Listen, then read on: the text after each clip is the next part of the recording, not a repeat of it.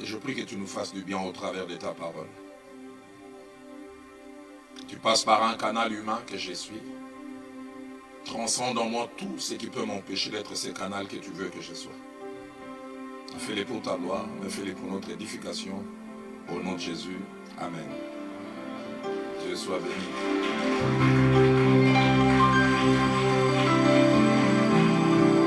Autant je rends grâce à Dieu qui nous réunit pour cette seconde soirée. Autant je dis encore un grand merci au pasteur Alain, qui était à son épouse, pour l'invitation et la main d'association. Merci aussi à vous d'être là, différents hommes et différentes femmes de Dieu que je vois dans la salle. Que Dieu vous bénisse. Servir Dieu, signification, exigence et bénéfice. Tel est le thème que Dieu a placé dans notre cœur et que nous avons commencé à aborder depuis hier. Servir Dieu, signification, exigence et bénéfice. Hier en introduction, nous avons fait 3 choses. La première, nous avons eu à faire une mise au point très importante, mise au point sur laquelle nous sommes restés un peu longtemps, en disant que si les services de Dieu étaient importants, Dieu ne se servait pas de n'importe qui. Nous avons dit que Dieu se servait des nés de nouveau. Et nous sommes restés assez longtemps pour essayer de parler de la nouvelle naissance, ce qu'elle était et ce qu'elle n'était pas. Et puis deuxièmement, nous avons essayé de définir les services.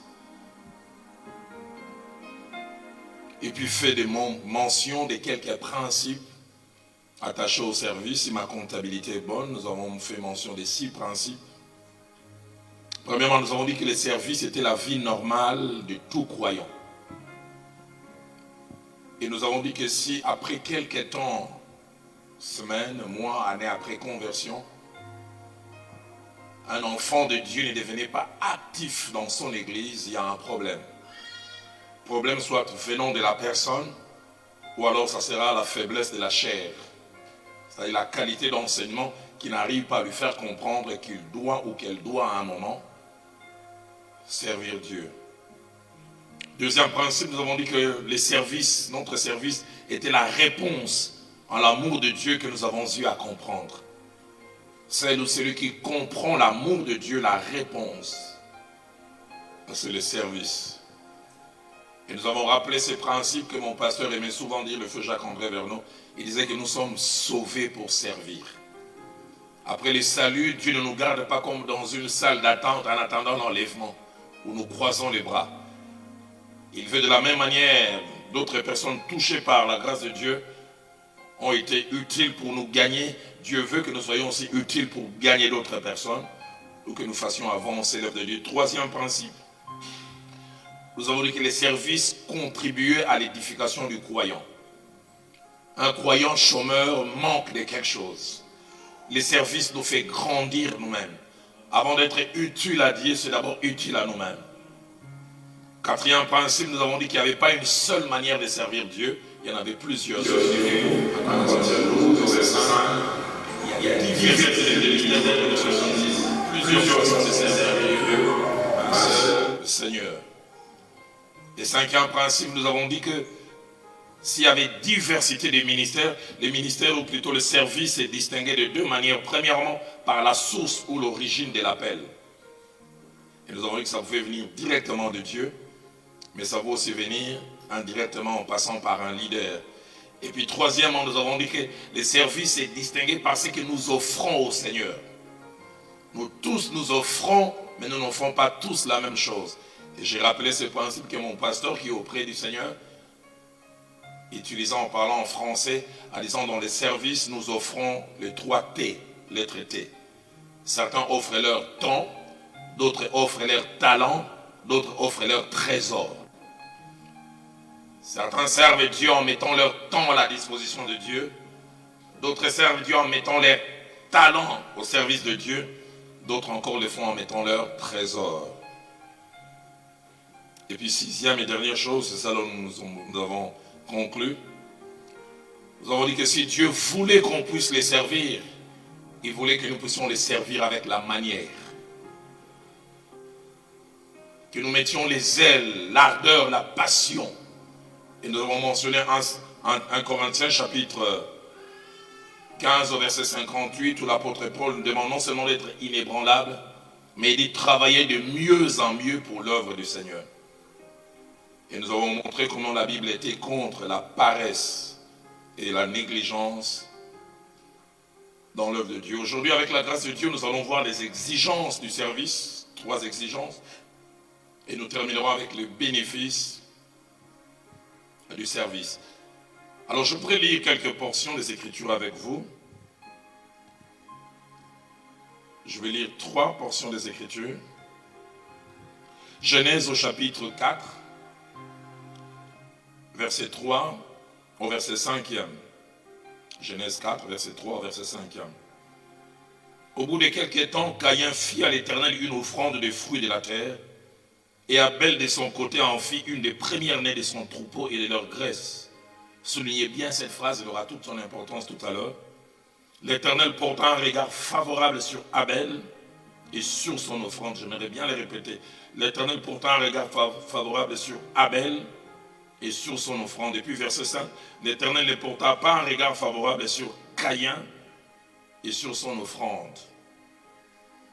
Nous lisons aussi Marc au chapitre 1er et nous lisons le seul verset 35. Marc au chapitre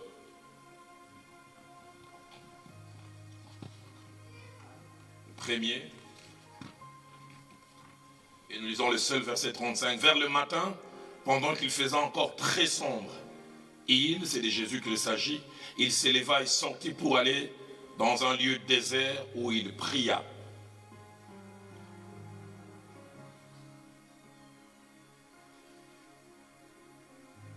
Dernière lecture, Ésaïe au chapitre 54. Disons le verset 13 au verset 15. Et puis nous terminons avec le verset 17e.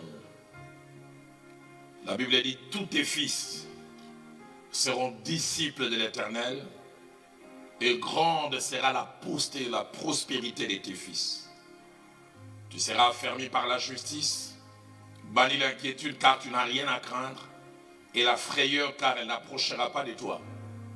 Si l'on forme des complots, cela ne viendra pas de moi.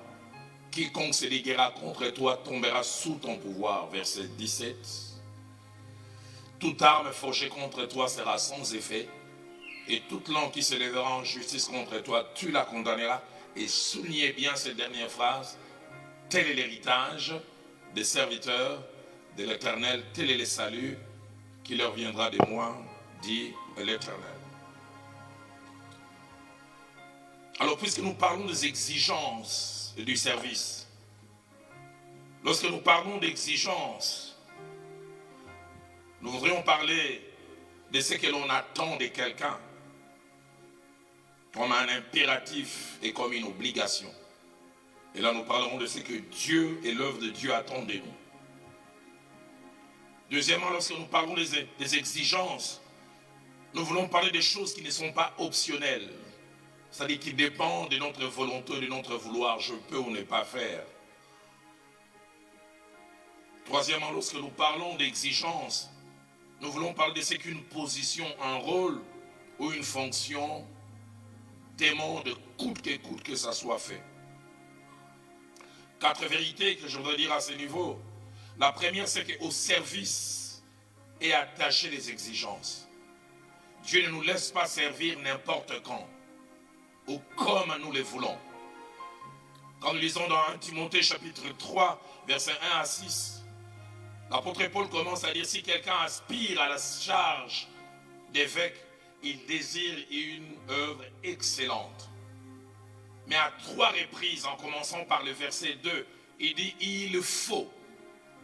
Il faut. Ce n'est pas une option. Il faut.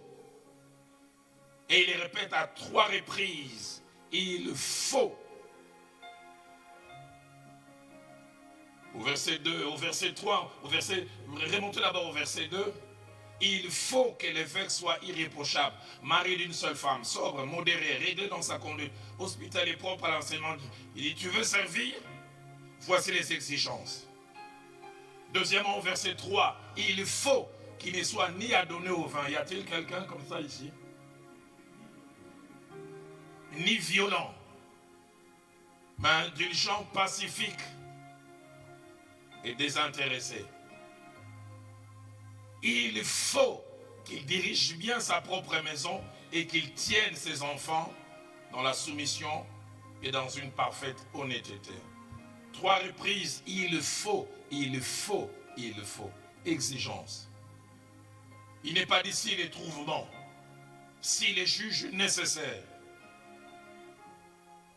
Deuxième chose, attaché aux exigences, les exigences du service, il faut non seulement les connaître, mais il faut les pratiquer.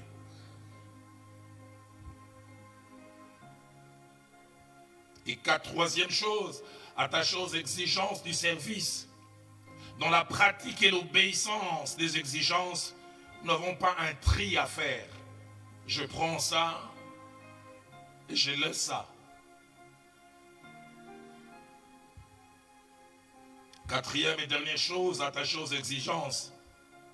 Les exigences du ministère ont 2 objectifs.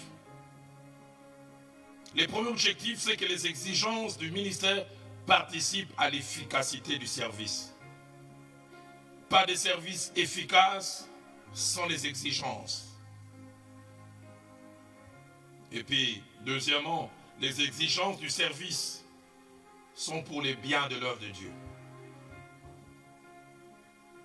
Et si le service a plusieurs exigences, il y a 3 que l'Esprit de Dieu a placées dans mon cœur pour ce week-end à mentionner.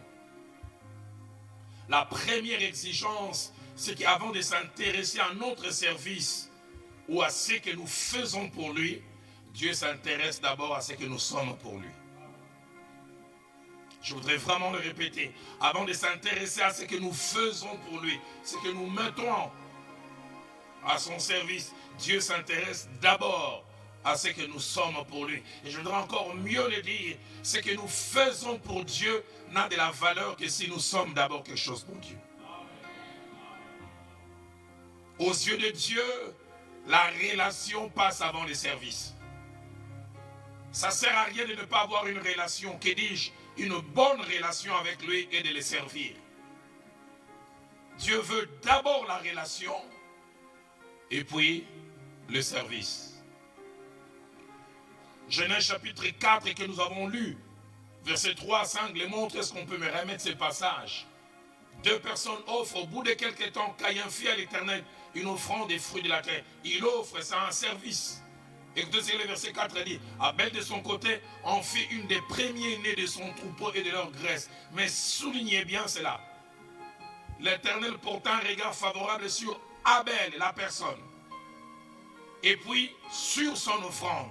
Dieu, avant de regarder notre offrande qui symbolise les services, il nous regarde d'abord nous, la personne. C'est quand Dieu approuve la personne qu'il approuve aussi le service. Il porte un regard favorable sur Abel, la personne. Et ce n'est qu'après qu'il vient jeter un regard favorable sur le service. Et nous voyons le même principe au verset 5. Il ne porta pas un regard favorable d'abord sur Caïn, la personne. Et quand il n'a pas apprécié la personne, les services ne comptent pas. Étonnant, dans Luc chapitre 10, verset 17 et puis verset 20, Christ a envoyé ses disciples 2 à 2, comme dans une sorte de TP, travail pratique. Et sur terrain, ils découvrent la puissance attachée à la communion avec lui. Ils sont excités. Quand ils rentrent, la Bible dit les 70 revinrent avec joie, disant Seigneur, même les démons nous sont soumis. Ils découvrent l'autorité. Ils sont excités par ce que le service produit.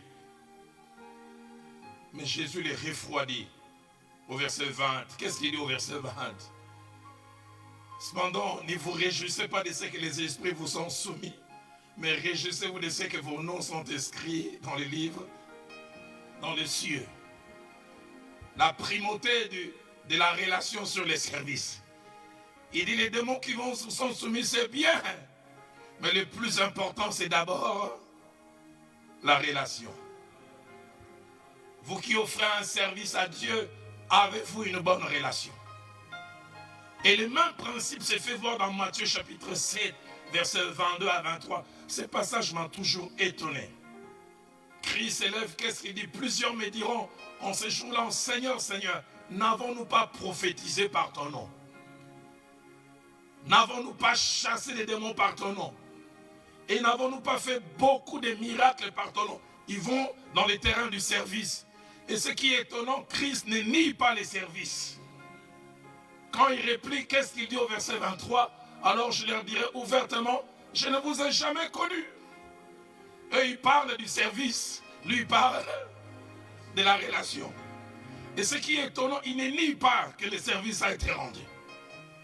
Il veut dire, le service n'a de la valeur que s'il y a une relation. Plaise à Dieu qui est des gens qui servent, mais plaise à Dieu qui est d'abord la relation. La relation.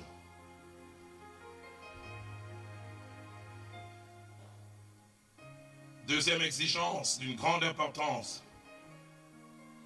Dans les services pour Dieu, le témoignage est d'une grande importance. Le témoignage. C'est-à-dire ce que nous sommes et que les gens voient de nous. Ce que nous sommes et que les gens voient de nous. En lisant les Saintes Écritures, nous voyons la grande place que les témoignages occupent dans les services. Placez-moi Actes des Apôtres, chapitre 6, au verset 3. Un problème se pose dans l'église primitive. Les apôtres se rendent compte qu'ils sont encombrés. D'un côté, ils doivent faire le travail spirituel, la prière, l'enseignement. Mais de l'autre côté, la table elle leur prend beaucoup de temps. Ils se rendent compte qu'ils doivent organiser le travail. Et l'apôtre Pierre se lève, il dit, il n'est pas convenable que nous continuions à nous occuper de la table. Et il dit, c'est pourquoi choisissez parmi vous 7 hommes étranges. Les travaux qu'on va leur confier, ce n'est même pas un travail entre guillemets spirituel, ce sont des diacres. C'est un travail manuel, matériel. Mais puis il établit les critères. Il dit choisis. Il dit pas choisissez n'importe qui le veut. Choisissez parmi vous 7 hommes. Et directement on commence dès qu'il en rend un bon témoignage. Nous lisons cela souvent rapidement. Et c'est ça qui m'étonne. Dans une église pentecôtiste,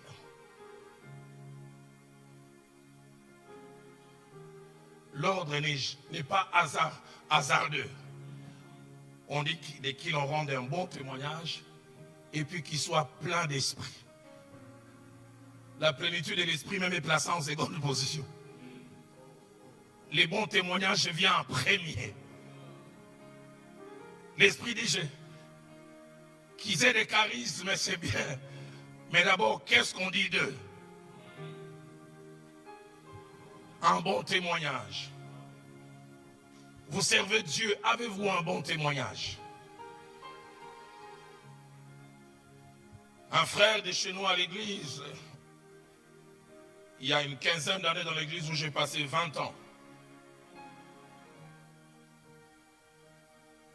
Il était diacre, mais il travaillait chez un sujet libanais. Et je me souviens un jour, j'ai rencontré ce sujet libanais. Et je lui dis, mais on m'a dit que tel monsieur travaille chez vous, j'oublierai jamais ce qu'il a eu à me dire. Il dit, chez moi à la maison, nous avons une phrase attachée à votre frère. Nous disons, et celui qui nous prêche, et celui qui nous vole, c'est la même personne. Les prédicateurs et les voleurs, c'est la même personne. Il dit, nous les respections avant. Chaque fois qu'il a sa pause entre midi et midi 30, il parle vos langues là bizarres, remplies de nomatopées. Et cet homme a dit, nous avions un appareil radio-cassette, ceux qui ont grandi à mon époque connaissent ça à Kinshasa, on appelait ça Thomson. Il dit, ça avait disparu. Et nous avons posé la question à cet homme, il a dit, je n'ai pas vu ça. 6 mois après, un jour, il était malade, et 3 jours, il ne venait pas. Les sujets libanais a dit, je me suis renseigné. Il habitait dans le quartier reculé de Kinshasa-Massina. Il dit, après plus de 30 minutes, j'ai retrouvé, à l'époque, il n'y avait pas de téléphone. Et j'arrive, je dis, tel monsieur habite ici, oui. Il dit, j'entre, une femme m'accueille. Quand j'entre au salon, la dame dit, je vais aller appeler les maris.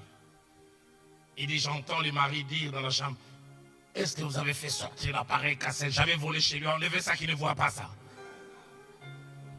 Et l'homme dit, j'ai trouvé ça au salon. L'appareil pour lequel il avait joué. Je n'ai pas vu ça. Quel est le témoignage que vous avez?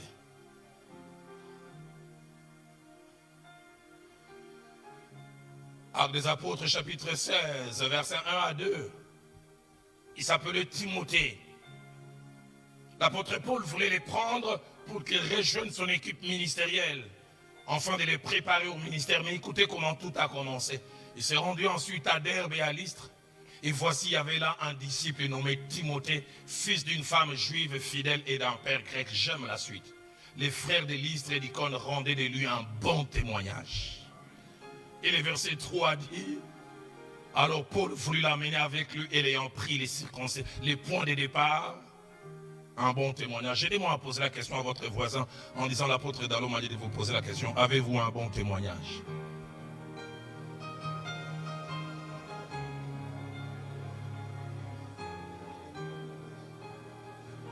Et j'aimerais vous dire, et surtout mariés, les bons témoignages commencent à la maison.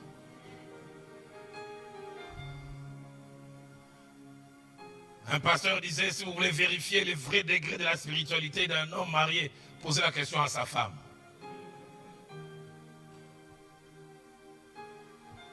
On était en train un jour de vouloir prier pour un diacre pour les consacrer. Et c'est là où j'ai appris que nous tous, nous avons plusieurs identités.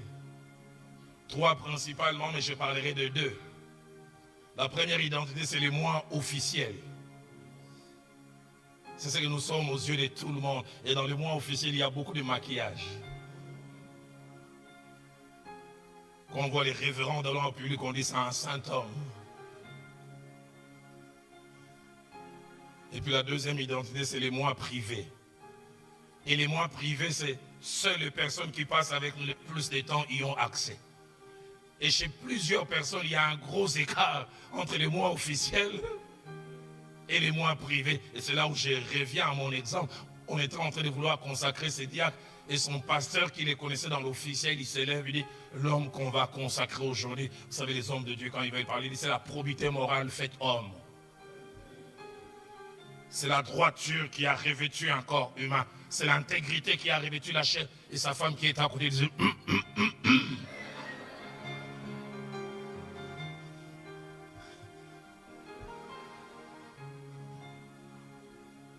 parce que la femme connaît cet homme dans les privés.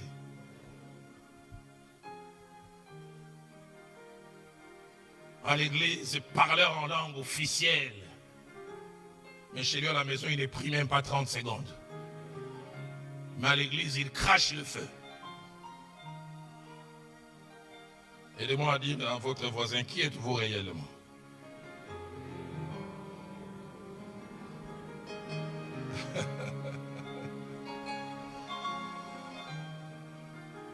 En Timothée chapitre 3, au verset 7, qu'est-ce que l'apôtre dit? Parlant de ceux qui veulent devenir diacres, il dit, il faut qu'ils reçoivent un bon témoignage de ceux du dehors. Il faut. Il faut. J'aimerais insister sur cette exigence. Pas de service, et surtout pas de service efficace sans témoignage. 1 Timothée chapitre 3, verset 2, après que l'apôtre Paul ait dit, si quelqu'un aspire à la charge d'évêque, il fait une bonne chose. Mais puis il commence à dire, il faut que l'évêque soit irréprochable. Rien à redire sur lui. Et j'ouvre une parenthèse pour dire, les responsabilités ne nous rendent pas parfaits. Mais quand nous occupons une position, la perfection nous est exigée. Il y a des choses que les gens accepteraient chez monsieur, madame, tout le monde. Mais dès l'instant où nous tenons ici, les gens sont exigeants vis-à-vis de nous. J'ai eu la honte de ma vie, pasteur Paulin.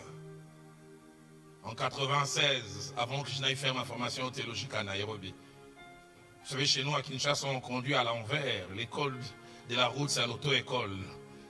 Dès que tu sors de l'auto-école, ça n'existe plus. À l'époque, j'habitais Kinshasa sur les quartiers Ipen à l'époque, Upen aujourd'hui. Et je reviens du centre-ville, j'arrive à la place d'Elvaux, pour ceux qui connaissent chez moi. Embouteillage terrible comme on s'est en créé à Kinshasa. Par manque de patience, autre chose. Alors j'étais sur la ligne officielle. Personne n'est bougé, ça faisait 25 minutes. Mais j'ai vu les gens qui ont créé la deuxième bande et puis la troisième, ils passaient. Et puis ils disparaissaient à l'horizon. J'ai resté là, j'ai dit, mais Seigneur, être enfant de Dieu, c'est pas être ce que les jeunes parisiens disent, devenir un bolos.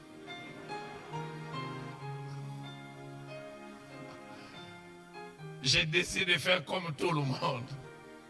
Je me souviens être sorti des rangs, j'ai dépassé le premier véhicule, le deuxième, j'ai entendu seulement quelqu'un me klaxonner, pam, pam, il m'a dit, pasteur, toi aussi. Et ça, c'était pas le plus grave. La deuxième, il m'a dit, je vais t'accuser chez Jésus. J'ai jamais oublié, j'ai fait l'arrière. Je suis revenu là où j'étais. J'ai dit, j'aurais bien voulu m'appeler monsieur quiconque. Je serais passé sans problème. 2 ans avant, je me retrouve avec mon jeune frère à Kinshasa, sur la grande avenue appelée l'avenue du commerce. Je voulais acheter un poste téléviseur. Et je rentre dans ces grands magasins tenus par des sujets libanais. Il y avait 3 jeunes gens d'origine congolaise et les Libanais étaient à 3 ou 4 mètres derrière. Je revois encore la scène, ce jeune homme qui met sa main en sa bouche. Vous savez, chez nous, pour appeler les personnes âgées, on dit vieux. Il me dit vieux, quel est le poste téléviseur que tu veux? J'ai dit celui des 350. Je dis, si tu as 150, donne-moi, va m'attendre dehors. Je veux te l'amener. Il dit en plus, les gens qui sont derrière ne nous payent pas bien. Fais des économies de $200. Je prêchais déjà l'évangile et ça passait à la radio, à la télévision. Mais je dois vous avouer et garder ça pour nous qui sommes présents, ne le dites pas aux absents. Durant 2 minutes, j'ai commencé à délibérer. Plusieurs versets ont commencé à monter dans mon cœur. Les méchants amassent pour les justes. Toute chose concourt bien de ce qui aime Dieu.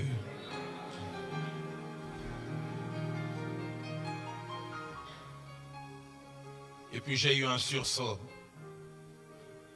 J'ai dit au jeune homme, 1, je suis un enfant de Dieu. Et puis 2, je suis serviteur de Dieu.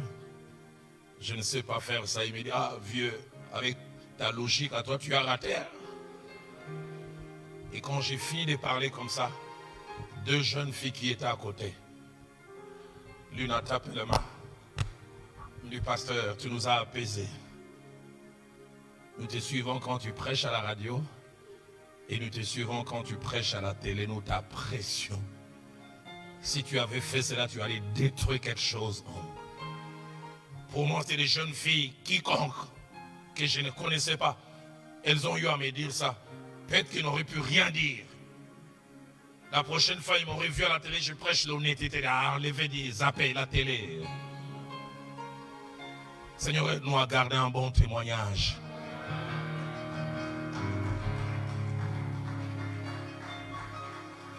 Quelques vérités que je voudrais dire en rapport avec le bon témoignage.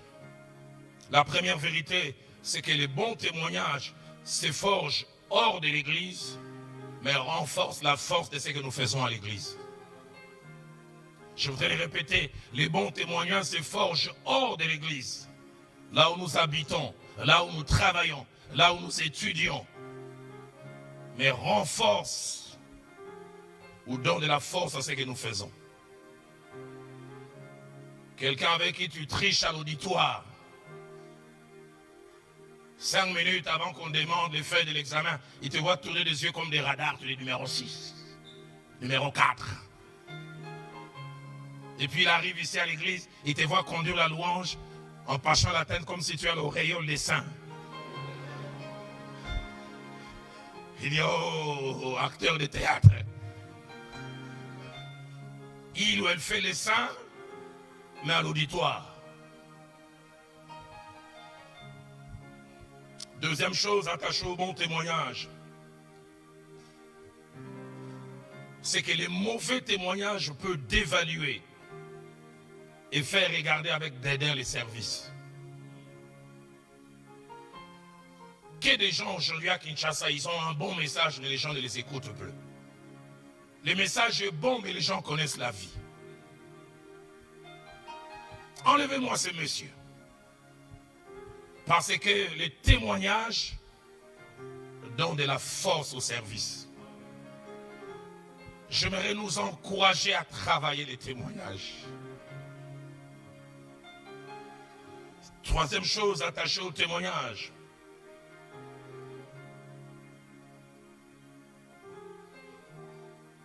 Les bons témoignages est difficile à bâtir. Ça prend du temps pour avoir un bon témoignage, la crédibilité. Il est facile à perdre et très difficile à rebâtir. Je voudrais le répéter, les bons témoignages est difficile à bâtir. Il faut du temps pour devenir crédible, mais facile à perdre. Il suffit d'un petit rien en perd et très difficile à rebâtir. Savez-vous qu'il y a seulement Dieu qui a la capacité de pardonner et d'oublier. Les hommes déjà pardonnent difficilement et l'oublient. Ils vont te coller une étiquette. Ces pasteurs-là qui tombent souvent, peut-être tu es tombé une fois. Quatrième chose attachée au témoignage. Les témoignages, le bon, est souvent lié aux choses que nous décidons de ne pas faire, éviter, et des choses que nous nous obligeons de faire.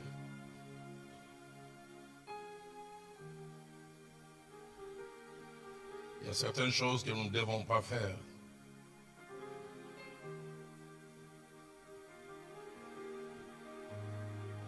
Cinquième chose attachée au témoignage,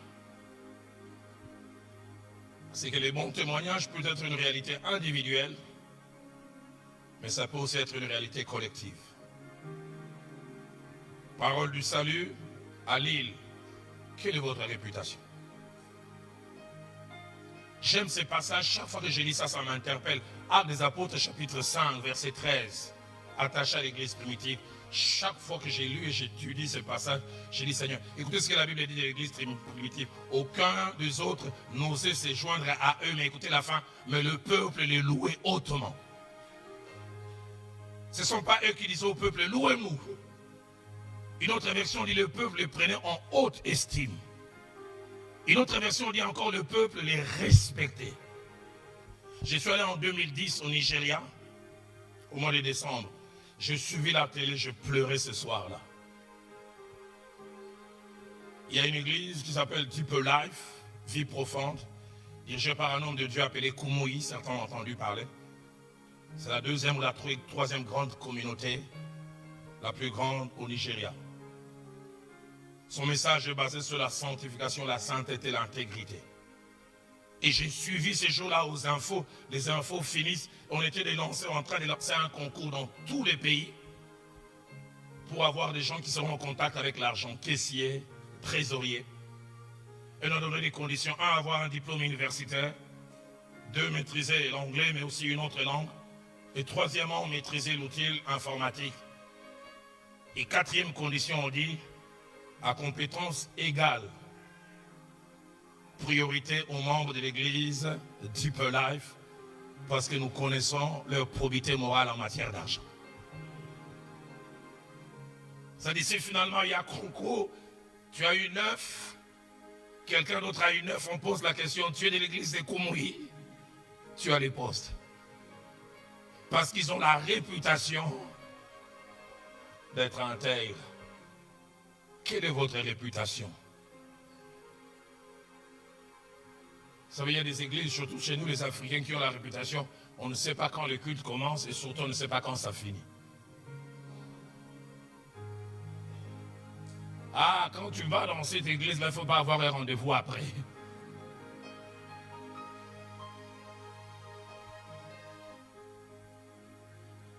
Un homme est venu prêcher chez nous. Il a dit, frère Dallot, je ne sais pas si nous avons les mêmes Saint-Esprit. Les nôtres, des fois, ils finissent avant l'heure. Mais les vôtres ici en Afrique ne finissent qu'après l'heure.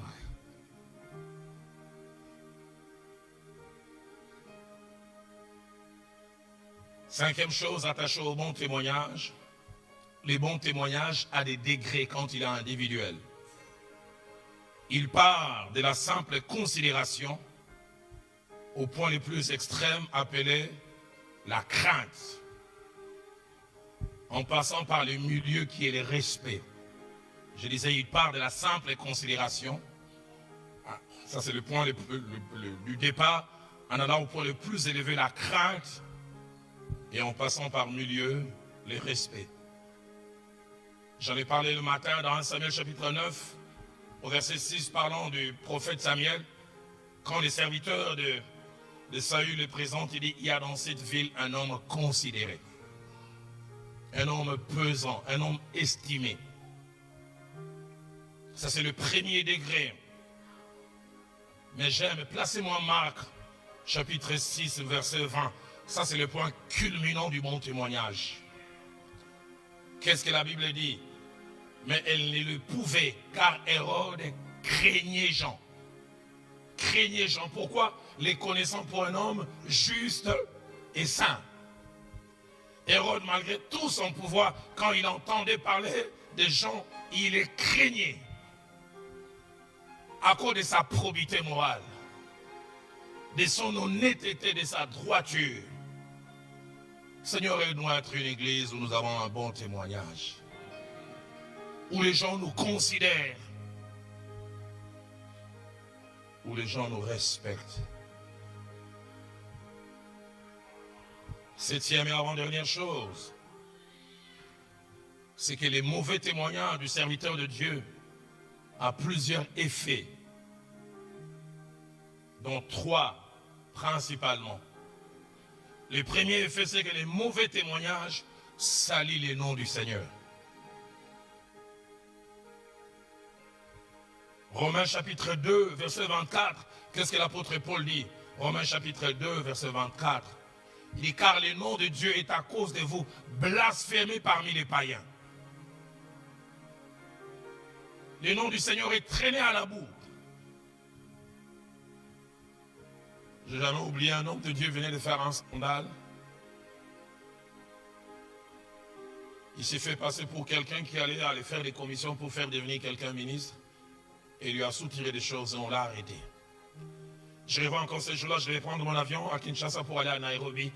Et les infos flash ont fait passer cet homme menotté. Et j'ai vu quelqu'un qui regardait les infos. Il savait que c'est moi qui le visais. Il a dit 2 choses. Il a dit, tous escrocs. Et puis il a dit, il y a un qui vient déjà d'être arrêté. D'autres, nous les attendons. Et je savais que les d'autres là, c'était moi qui le visais. Dans mon cœur, je dis, ah collègue, tu nous as fait injurier. Deuxième effet du mauvais témoignage. Les mauvais témoignages découragent les croyants.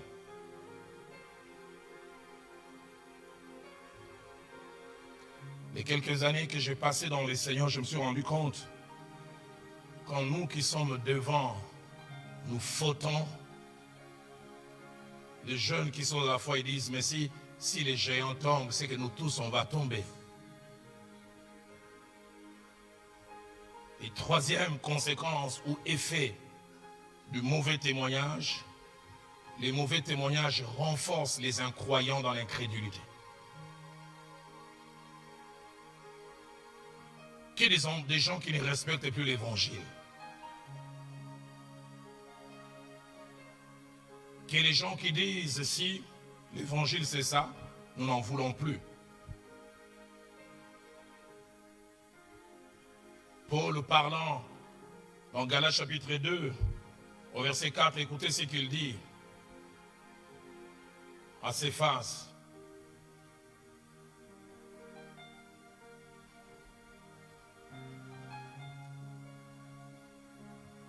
verset 24, 14-24, je vais essayer de les retrouver.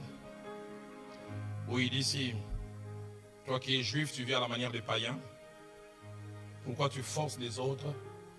Ah, exactement, c'est ça. Voyant qu'il ne marchait pas droit selon la vérité de l'évangile, j'ai dit à Céphas en présence de toi aussi, toi qui es juif, tu vis à la manière des païens et non à la manière des juifs. Pourquoi forces-tu les païens à judaïser? Pourquoi? Pourquoi tu les amènes à se convertir? Huitième et dernière chose, c'est que notre bon témoignage est quelquefois un moyen d'évangéliser la bouche fermée. Un bon témoignage est un moyen d'évangélisation la bouche fermée. Placez-moi 1 Pierre chapitre 3 verset 1er. Qu'est-ce que l'apôtre Pierre dit? Il dit, femmes, soyez de même soumises à vos maris, afin que si quelqu'un n'obéisse point à la parole, il soit gagné sans parole par la conduite de leur femme. Sans parole. La qualité de vie est souvent un moyen d'évangélisation. Troisième et dernière exigence, ou troisième chose attachée au service, c'est que tout service est d'abord un service spirituel. Troisième exigence, tout service est d'abord un service spirituel et a besoin des ressources spirituelles. Quels que soient les services à l'église, protocole, faisant part de la louange et de l'adoration, tout service est d'abord un service spirituel et a besoin des ressources spirituelles. Et ces ressources spirituelles sont de deux sortes. Premièrement, la prière et deuxièmement, l'Esprit de Dieu. Quelques vérités que j'aimerais mentionner rapidement. Attachées à la prière et à l'Esprit, liées au service, c'est que la prière attire Dieu et son Esprit dans ce que nous faisons et nous rend efficaces. Tu veux servir Dieu, il faut la prière et il faut son esprit. Actes des Apôtres chapitre 4 verset 31. Écoutez ce que la Bible dit de la première église. Ils ont été arrêtés. Une fois libérés, la Bible dit, ils élevèrent la voix ensemble. Et quand ils eurent prié, le lieu où ils étaient assemblés trembla. Ils furent tous remplis du Saint-Esprit. Et la conséquence, ils annonçaient la parole de Dieu avec assurance. La qualité du service a été liée à l'Esprit. Et l'Esprit est venu parce qu'il priait. Deuxième chose, plusieurs passages nous montrent les liens qu'il y a entre la prière et la qualité du service. Marc chapitre 1er verset 35 que nous avons lu, parlant de Jésus, la Bible dit, pendant qu'il faisait encore, vers le matin, pendant qu'il faisait encore très sombre, il s'éleva. Les commentateurs disent que ça devait être entre 4h30 et 5h. Il sortit pour aller dans un lieu désert où il pria. Si Jésus, en revêtant la chair, donnait à la prière une telle importance, à combien plus forte raison vous et moi? Et après qu'il ait prié, le verset qui suit dit, il alla prêcher. Ce ne sont pas nos discours qui changent les gens. Ce n'est pas notre éloquence. L'alignement des versets, c'est ce que nous retirons de la sainte présence de Dieu. Mon pasteur disait, la prière nous donne des ressources spirituelles qui nous permet d'être efficaces dans les services. Éphésiens chapitre 6, verset 19. La première fois que j'ai lu ça, il y a, je pense, 6 mois, je fais une étude sur l'apôtre Paul et je suis resté humble à la fin. À la fin, j'ai intitulé cela Paul, le mendiant de la prière. On peut voir comment l'apôtre Paul connaissait la valeur de la prière. Écoutez ce qu'il dit. Priez pour moi, afin qu'il me soit donné, quand j'ouvre la bouche, de faire connaître hardiment et librement les mystères de l'évangile. Il avait conscience que la qualité du ministère, quand il va prêcher, était liée à la prière. Troisième chose, sans le Saint-Esprit, nous sommes incapables de faire quoi que ce soit. Dans Jean chapitre 15, verset 5, Jésus a dit, sans moi, vous ne pouvez rien. Dans Zacharie chapitre 4, verset 6, le prophète dit, ce n'est ni par la force, ni par la puissance, mais par mon esprit. Un de mes aînés est allé prêcher dans une ville de notre pays appelée Bolobo. Il venait sortir de l'institut biblique. Vous savez, quand les gens sortent de l'institut biblique, ils aiment devenir des savants dans le Seigneur. Ils viennent plus prêchant en disant, on va lire l'évangile des gens. Ils diront, nous irons l'évangile johannique.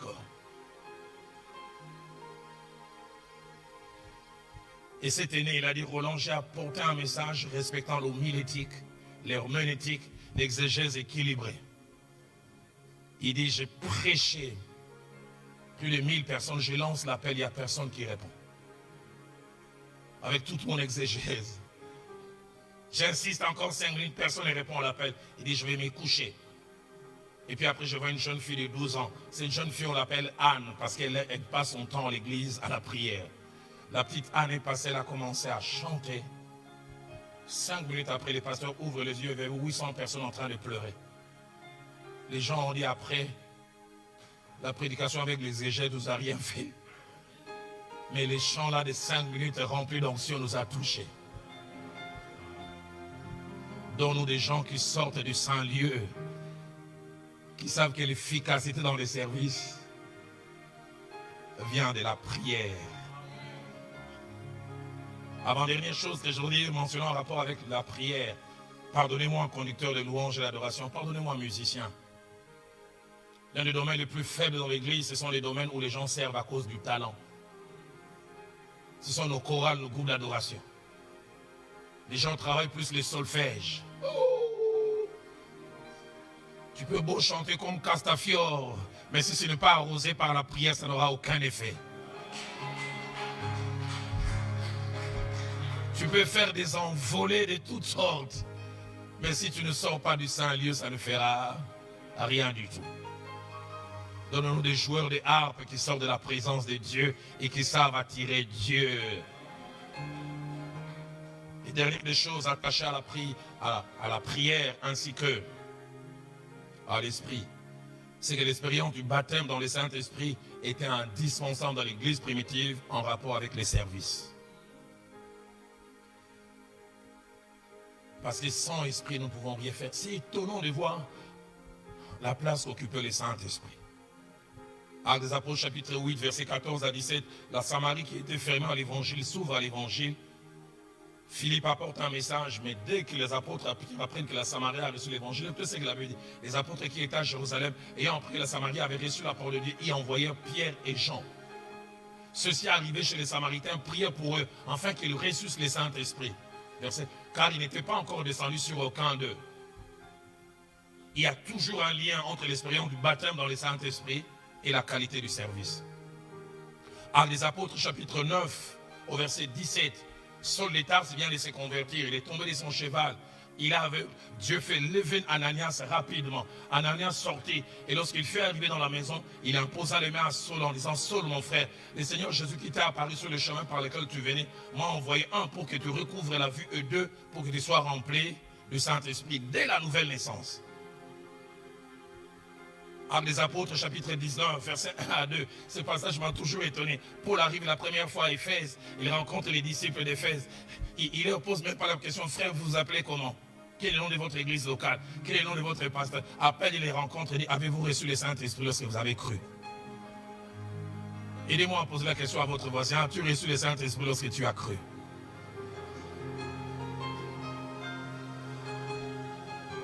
Et vous savez la meilleure.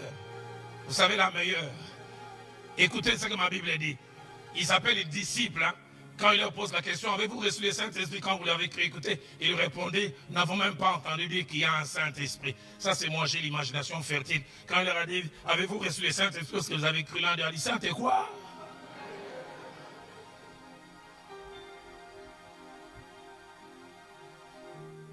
Pas de service efficace sans Saint-Esprit. Le reste, Dieu m'a mis à cœur tout à l'heure, à la fin, on va prier. Ceux qui n'ont jamais reçu le Saint-Esprit les reçoivent. Parce qu'il y a un lien entre le Saint-Esprit et je termine en touchant la dernière chose. Les bénéfices du service. J'aimerais dire à quelqu'un, il n'y a pas de meilleur patron que Dieu. Avant de toucher en quelques minutes les bénéfices du service, je voudrais dire deux choses. La première, je vais faire une nuance. Je ne parle pas des bénéfices du service pour faire de nous des mercenaires. De celles et ceux qui travaillons pour Dieu à cause de ce que l'on peut gagner. Mais deuxièmement, je peux ne pas parler des gains attachés au service parce que la Bible en parle. Je vais vraiment jouer à l'équilibriste. Ne pas faire de nous des mercenaires qui servent Dieu pour un salaire. Parce que je dis, Notre vrai service est la réponse à l'amour de Dieu. Mais je peux ne pas parler aussi de la rétribution. L'un des personnages que j'aime, je pense que quand je serai au ciel, je chercherai d'abord à voir Jésus qui m'a sauvé. Après, je chercherai mes deux héros, Abraham et Paul. Mais quand j'aurai fini, je chercherai mon ami Pierre. Un cas, c'est Pierre. La Bible parle du jeune homme riche qui est au contact avec Jésus, qui pose la question à Jésus, que dois-je faire pour hériter la vie éternelle? Jésus lui dit, fais ceci, fais cela. Il dit, j'ai tout fait. Puis Jésus le regarde et dit, vends et vends tout ce que tu as et suis-moi. Abandonne des choses. La Bible dit, ce jeune homme devint tout triste. Et deux évangiles disent, et Pierre qui était à côté, écoutez sa réponse, Seigneur, et nous qui avons tout abandonné pour te suivre, qu'allons-nous recevoir en retour? Je pensais que Christ allait les blâmer. Pierre, tu me suis pour des intérêts. Et quand Christ répond, il parle de deux rétributions. Il dit, tout celui qui aura quitté à cause de moi, Père aimé, il aura un dans les siècles présents, les centuples. Et deuxièmement, dans les siècles à venir, la vie éternelle. Un jour, j'enseignais ça aux ouvriers de Philadelphie. J'ai dit, si vous êtes tellement spirituel, vous ne voulez rien dans le siècle présent, je dirais, Dieu, donne-moi sa part du siècle présent. Parce que ma Bible parle de deux. Et dans les siècles présents, et dans les futurs. J'ai 35 ans de ministère, 33 ans de ministère pastoral. Il n'y a pas meilleur patron que Dieu. Et les rétributions, je les place à 3 niveaux et puis nous allons prier. Le premier niveau de la rétribution, c'est que la rétribution peut toucher à la fois notre santé et nos activités de chaque jour. Exode chapitre 23, verset 25, placez-moi cela. Exode 23, 25. Qu'est-ce que le Seigneur dit? Vous servirez l'Éternel votre Dieu. Conséquence 1, il bénira votre pain et vos eaux. Vous le servez, il s'occupe de vos moyens de production. Et deuxièmement, j'éloignerai la maladie du milieu de toi. Il nous garde en bonne santé parce que nous les servons. Parmi les bénéfices du service, c'est la bonne santé. Parce que Dieu aime protéger là où il y a ses intérêts. Deuxième bénéfice attaché au service, les services peuvent toucher les gens qui sont connectés à nous. Ésaïe chapitre 54, verset 13. Qu'est-ce que la Bible dit? Il dit, tous tes fils seront disciples de l'Éternel. Et il ajoute, grande sera leur prospérité. De tes fils. Et le verset 17 à la fin dit, tel est l'héritage des serviteurs de l'Éternel, pas de ceux qui viennent à l'église. L'original dit, tous vos enfants finiront par être disciples de l'Éternel. Si tu sers Dieu, tu as des enfants qui s'égarent, calme-toi, continue à servir Dieu. Dieu va s'occuper d'eux, parce que ça fait partie de ta part d'héritage. Et troisième bénéfice, il est parlé de la protection. Verset 14 à 15 et puis verset 17. Verset 14. Remontons au verset 14 d'abord. Tu seras fermé par la justice, banni l'inquiétude, car tu n'as rien à craindre. La frayeur, car elle ne s'approchera pas de toi. Verset 15. Si l'on forme des complots, cela ne viendra pas de moi. Quiconque se liguera contre toi tombera sur ton pouvoir. Et puis verset 17. Toute arme forgée contre toi sera sans effet. Et toute langue qui s'élèvera en justice contre toi, tu la condamneras. Et les versets se terminent en disant, tel est l'héritage des serviteurs de l'Éternel. J'aimerais nous encourager à servir Dieu, car il y a des bénéfices attachés à cela. Est-ce que je peux nous inviter ce soir à nous lever en acclamant le Seigneur, alors que la chorale prend place? Est-ce qu'on peut mieux acclamer ce grand Dieu?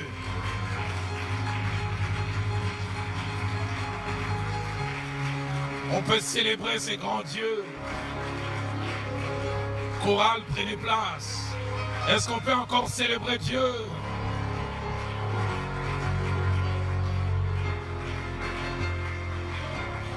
L'apôtre Paul dit dans 1 Corinthiens 58, 1 Corinthiens 15, 58, il dit, soyez inébranlables, travaillant de mieux en mieux pour l'œuvre du Seigneur. Et il termine en disant, car votre service pour le Seigneur ne sera pas vain.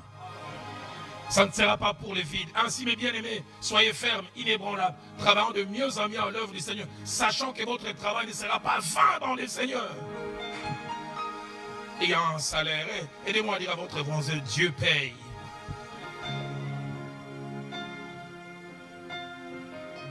Je me suis réveillé ce matin avec ces merveilleux cantiques chantés par la servante de Dieu, Déna. Quand il descend, l'atmosphère change.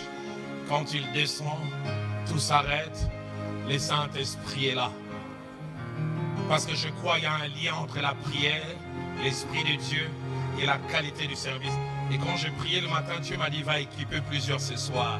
Il va les saisir par son esprit, afin que leur qualité du service puisse changer. Quand il descend, l'atmosphère change. Quand il descend, oui, tout s'arrête.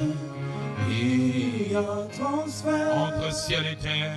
entre ciel et terre. Quand il descend, Quand il descend, oh, l'atmosphère change.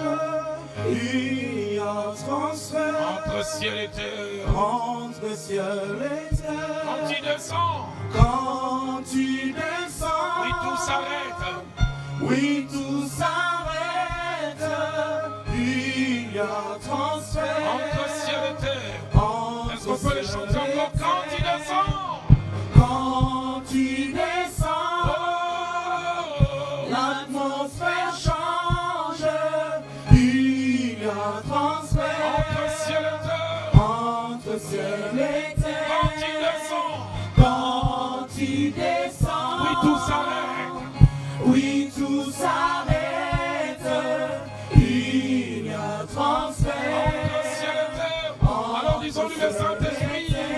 Le Saint-Esprit est là. Il est là. Le Saint-Esprit est là. Il est là.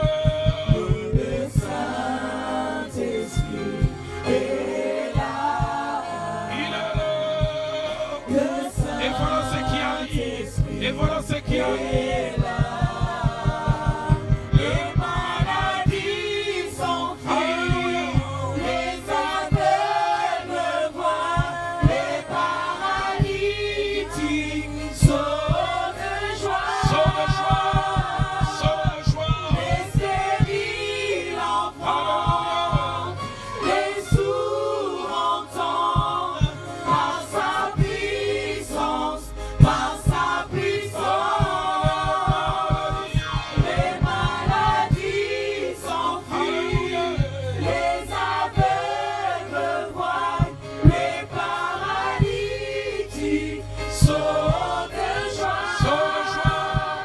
Sors de joie. Les stériles entendent, les sourds entendent, par sa puissance, par sa puissance. Alors que les instruments continuent à jouer, lève ta voix. Dis au Seigneur, remplis-moi de ton esprit. Car ce n'est ni par la force ni par la puissance. Ces services, je ne peux pas les faire avec mes capacités. J'ai besoin des capacités qui viennent de toi.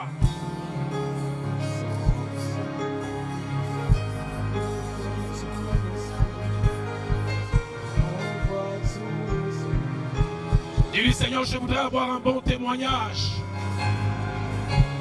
Je me rends compte de la valeur du témoignage dans les services. Aide-moi à ne pas diluer mon service par un mauvais témoignage.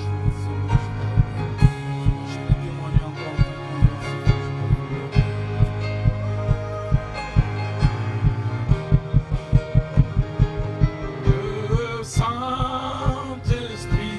est là. Il est là.